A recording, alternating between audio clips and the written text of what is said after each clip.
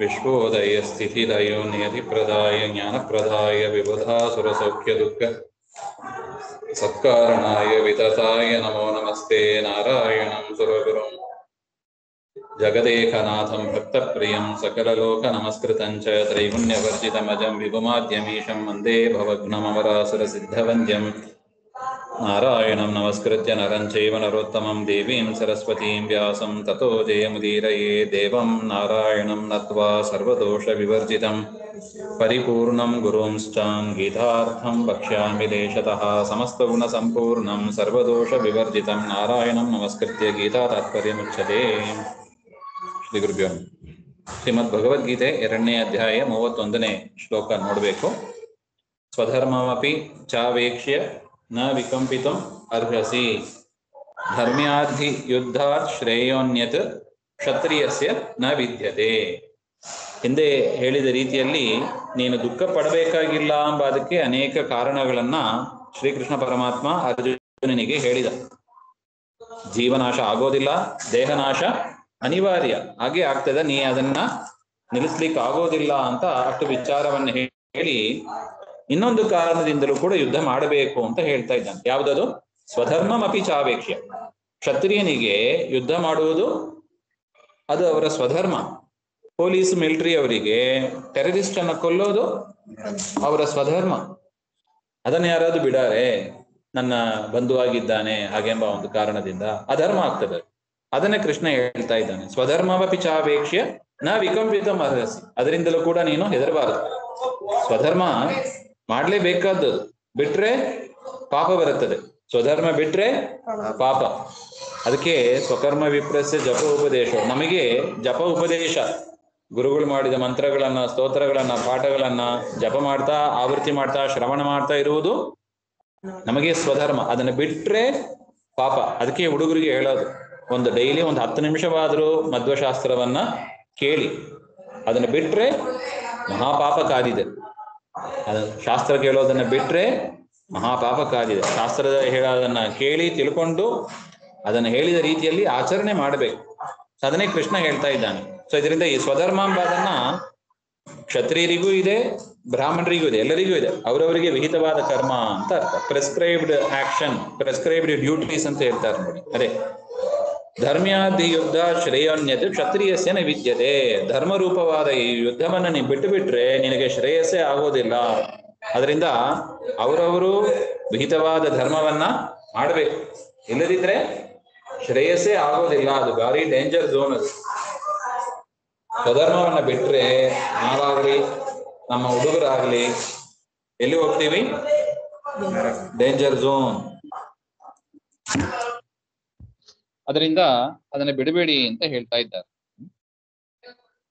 ಯದೃಚ್ಛಯಾಚ ಉಪಪನ್ನಂ ಸ್ವರ್ಗದ್ವಾರಂ ಅಪಾವೃತಂ ಸುಖಿನ ಕ್ಷತ್ರಿಯಾ ಪಾರ್ಥ ಲಕಂತೆ ಯುದ್ಧಮೀದೃಶಂ.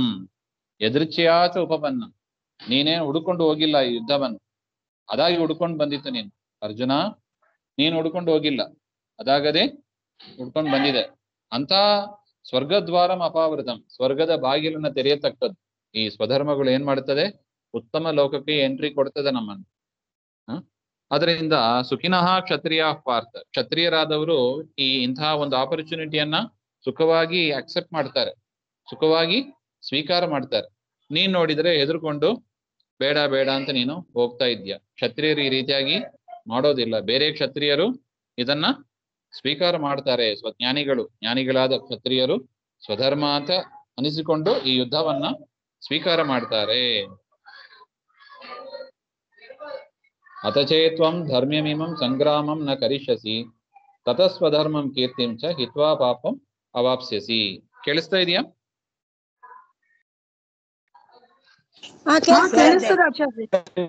ಹಾ. ಅತಚೇತ್ವಂ ಧರ್ಮ್ಯಮಿಮಂ ಸಂಗ್ರಾಮಂ ನ ಕರಿಷ್ಯಸಿ. ಒಂದು ವೇಳೆ ಧರ್ಮರೂಪವಾದ ಈ ಒಂದು ಯುದ್ಧವನ್ನ ನೀನು, ಸಂಗ್ರಹ ಅಂದ್ರೆ ಯುದ್ಧ ಅಂತ, ಸಂಗ್ರಾಮಂ ಅಂದ್ರೆ ಯುದ್ಧಂ. ಎಂತ ಯುದ್ಧ ಇದು? ಧರ್ಮ್ಯಂ, ಧರ್ಮಕ್ಕೆ ಸಂಬಂಧಪಟ್ಟದ್ದು. ಧರ್ಮ ಯುದ್ಧ. ಈ ಒಂದು ಧರ್ಮ ಯುದ್ಧವನ್ನ ನೀನು ಮಾಡದೇ ಇರುವಿ ಅಂತ ಆದ್ರೆ ಆಗ 2 ದೋಷ ಬರುತ್ತದೆ. ಒಂದು ಸ್ವಧರ್ಮವನ್ನ ಬಿಟ್ಟ ದೋಷ, ಮತ್ತು ಕೀರ್ತಿಯನ್ನ ಹಾಳು ಮಾಡಿಕೊಂಡ ಒಂದು ದೋಷ. ನೋಡಿ, ಯಾರು ಸ್ವಧರ್ಮದಲ್ಲಿ ಇರ್ತಾರೋ ಅವರಿಗೆ ಒಳ್ಳೆ ಕೀರ್ತಿ ಇರ್ತದೆ, ಒಟ್ಟಿಗೆ ಇರತಕ್ಕದ್ದು. ಸ್ವಧರ್ಮಾಚರಣೆ ಪ್ಲಸ್ ಕೀರ್ತಿ ಒಟ್ಟಿಗೆ ಇರತಕ್ಕದ್ದು. ಸ್ವಧರ್ಮವನ್ನ ಬಿಟ್ಟವರಿಗೆ ಕೀರ್ತಿಯೂ ಇರೋದಿಲ್ಲ. ಸ್ವಧರ್ಮ ಕೀರ್ತಿಂ ಚಹಿತ್ವ ಪಾಪಮ್ಮ ವಾಪ್ಸ್ಯಸಿ. ನೀ ಯುದ್ಧವನ್ನ ಬಿಟ್ರೆ ಪಾಪವನ್ನೇ ಪಡೀತೀಯಾ. ಇದು ಕೃಷ್ಣ ಕೊಡುವ ಎಚ್ಚರಿಕೆ. ಅದರಿಂದ ಎಂದಿಗೂ ಪ್ರಿಸ್ಕ್ರೈಬ್ಡ್ ಆಕ್ಟಿವಿಟೀಸ್ ಅನ್ನ ನಾವು ಬಿಡ್ಲಿಕ್ಕೆ ಹೋಗ್ಬಾರ್ದು. ನಮಗೆ ವಿಹಿತವಾದ ಸ್ತ್ರೀಯರಿಗೆ ಅಂತ ವಿಹಿತ ಕರ್ಮಗಳಿದೆ, ಪುರುಷರಿಗೆ ಅಂತ ವಿಹಿತ ಕರ್ಮಗಳಿದೆ. ನಮಗೆ ವಿಹಿತ ಕರ್ಮ ಅಂದ್ರೆ ದುಡ್ಡು ಸಂಪಾದನೆ ಮಾಡೋದು, ಆಫೀಸಿಗೆ ಹೋಗೋದು, ಅದೇ ಡ್ಯೂಟಿ ಅಂತ ತಿಳ್ಕೊಂಡ್ಬಿಟ್ಟಿದ್ದೀವಿ. ಅದಲ್ಲ. ಶಾಸ್ತ್ರ ಅಧ್ಯಯನ ಮಾಡೋದು, ಗುರುಗಳ ಸೇವೆ ಮಾಡೋದು, ಶಾಸ್ತ್ರದಲ್ಲಿ ಹೇಳಿದ ರೀತಿಯಲ್ಲಿ ನಡ್ಕೊಳ್ಳೋದು, ಇದು ವಿಹಿತ ಕರ್ಮ. ಇದು ಶ್ರೇಯಸ್ಸಿಗೆ ಸಾಧನ ಅಂತ ಒಟ್ಟು. ಉಳಿದ ಸಮಯ ದುಡ್ಡಿಗಾಗಿ ಏನೋ ಒಂದು ಮಾಡ್ಬೇಕು, ಹೊಟ್ಟೆಪಾಡು ಮಾಡ್ಕೊಳ್ಳಿ. ಆದ್ರೆ ಸ್ವಧರ್ಮವನ್ನ ಬಿಡಬಾರ್ದು. 24 ತಾಸರಲ್ಲಿ ಕನಿಷ್ಠ 2 ತಾಸಾರು ನಾವು ಇದಕ್ಕಾಗಿ ಮೀಸಲಾಗಿ ಇಡಬೇಕು ಅಂತ ಒಟ್ಟು. ಇಲ್ಲದಿದ್ರೆ ಪಾಪ ಬರುತ್ತದೆ ಅಂತ ಕೃಷ್ಣನ ಎಚ್ಚರ. ಅಕೀರ್ತಿಂ ಚಾಪಿ ಭೂತಾನಿ ಕಥಯಿಷ್ಯಂತಿ ತೇ ವ್ಯಯಾಂ ಸಂಭಾವಿತಸ್ಯ ಚ ಕೀರ್ತಿ ಮರಣಾತ್ ಅತಿರಿಚ್ಯತೆ. ಆಯ್ತು, ಅಕೀರ್ತಿ ಬಂದ್ರೆ ಏನಾಯ್ತು? ಕೀರ್ತಿ ಬೇಡ ನಂಗೆ ಹಾಗಂತ ಹೇಳಿದ್ರೆ, ಅಕೀರ್ತಿಂ ಚಾಪಿ ಭೂತಾನಿ ಕಥಯಿಷ್ಯಂತಿ ತೇ ವ್ಯಯಾಂ. ನೀನು ಹಿಂದೆ ಇಂತಹ ಒಂದು ಅಪಕೀರ್ತಿಯನ್ನ ನೀನು ಪಡೆದೇ ಇಲ್ಲ, ಅಂತ ಅಪಕೀರ್ತಿಯನ್ನ ನೀನು ಪಡೆಯುತ್ತೀಯ. ಯುದ್ಧದಿಂದ ಹೆದರ್ಕೊಂಡು ಬಿಟ್ಟು ಹೋದವ, ಹೆದರ್ಪುಕ್ಕ ಅಂತ ನಿನ್ನನ್ನು ಕರೀತಾರೆ. ಸಂಭಾವಿತಸ್ಯ ಚ ಕೀರ್ತಿ. ನೀನು ಯಾರ ಮೇಲೆ ತುಂಬಾ ಗೌರವ ಇಟ್ಟುಕೊಂಡಿದ್ದಿ, ಭೀಷ್ಮ ದ್ರೋಣಾದಿಗಳು, ಅವರೇ ನಿನ್ನನ್ನ ಬೈತಾರೆ. ಯಾರು ನಿನ್ನನ್ನ ಎಷ್ಟು ದಿವಸ ಹೊಗಳ್ತಾ ಇದ್ರು ಅವರೆಲ್ಲ ಮಹಾಪರಾಕ್ರಮಶಾಲಿ ಅಂತ.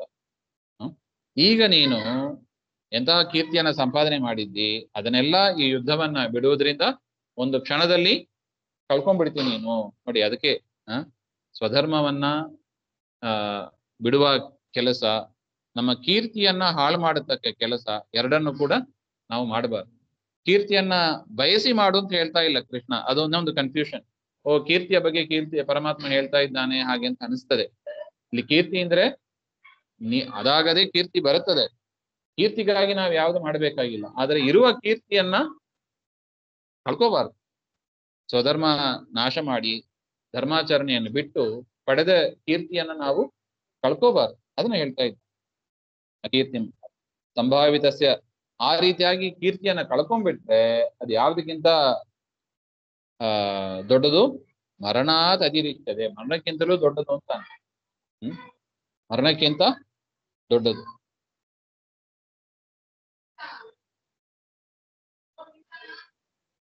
ಅದರಿಂದ ಗೌರವದಿಂದ ನಾವು ಬದುಕಬೇಕು. ಗೌರವಕ್ಕೆ ಚ್ಯುತಿ ಬಂತು, ಗೌರವ ಹಾನಿ ಆಯ್ತು, ಬದುಕೋದಕ್ಕಿಂತ ಸಾಯೋದೇ ಲೇಸು ಅಂತ. ಅಂದ್ರೆ ಅದರ ಏನರ್ಥ? ಸಾಯ್ಬೇಕು ಅಂತ ಅರ್ಥ ಇಲ್ಲ.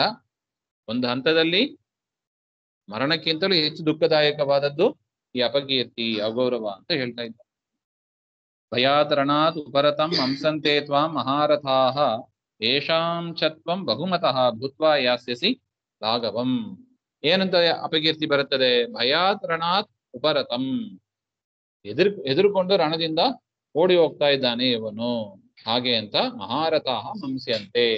ಮಹಾರಥಿಗರು ಭೀಷ್ಮ ದ್ರೋಣಾದಿಗಳು ಆ ರೀತಿಯಾಗಿ ನಿನ್ನನ್ನ ತಿಳಿಯುತ್ತಾರೆ.